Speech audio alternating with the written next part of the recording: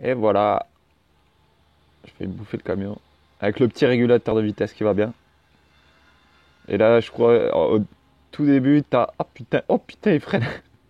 Au tout début, en fait, tu montes tes bureaux. T'as juste un bureau à Nantes et un à Toulouse. Après, au niveau temps réel, là, c'est un trajet 600 km, ça se fait en 10 minutes. Genre, je sais pas combien de fois ça a accéléré, mais logique. Tu le fais en temps réel, mais voilà.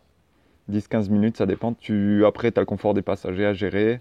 Par contre, au niveau accident, tu peux pas les tuer ou quoi que ce soit. Par contre, à gauche de l'écran, tu vois 100% content. Tu peux leur donner de la bouffe, mettre le chauffage, là, on voit les options. Multimédia, genre t'équipes ton bus, toi t'achètes Wi-Fi, de quoi voir les films et compagnie. Tu peux faire des pauses et il faut penser à mettre du carburant aussi. Et d'ailleurs, tiens, voilà, là, ce bus, je vais te le montrer, il va à 85 km/h. C'est le premier achat que j'ai pu faire parce que le tout premier, il avait 36 places. Et il allait plus vite par contre. Il allait à 5 km/h. Celui-là, il va pas plus que 85.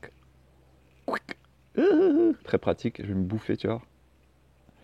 Il a pas trop de gueule. D'ailleurs, je crois que je l'avais peint normalement. Bon, bref. Allez, je vais arrêter de faire le zouaf parce que ça freine. Ouais, l'autre jour, il y a même eu un accident et tout, carrément. Un accident. Enfin, un accident, après, c'est pas super bien fait, mais t'as aussi des checkpoints de police.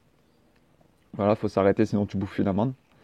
Quand tu mets de l'essence, c'est pris sur ton compte machin là, compte entreprise. Et ouais, l'autre jour, c'était quoi l'accident? C'était genre, je roulais sur National en arrivant, on va dire, et t'as un camion qui coupe la route, tu te le bouffes, bah du coup, t'as des frais en plus et tes passagers sont un peu mécontents, quoi. Là, genre, tac, voilà, les petits clients, ils sont satisfaits parce que je leur donne à bouffer. Ah ouais, et aussi, là où c'est pas trop mal, c'est que du coup, il y a des trucs en temps réel, vraiment. Bon, la radio, par exemple, quand tu la passes, franchement, ils ont pas été trop bêtes parce que au lieu de sponsoriser avec plein de pubs, ben, clairement, les radios là que tu peux mettre, c'est des vraies radios. Toutes ces radios là. Et tu peux, par exemple, voir des vidéos pour augmenter ton capital dans le jeu, mais en même temps, tu peux aussi t'abonner vraiment au truc. Bon, je peux mettre les clignots.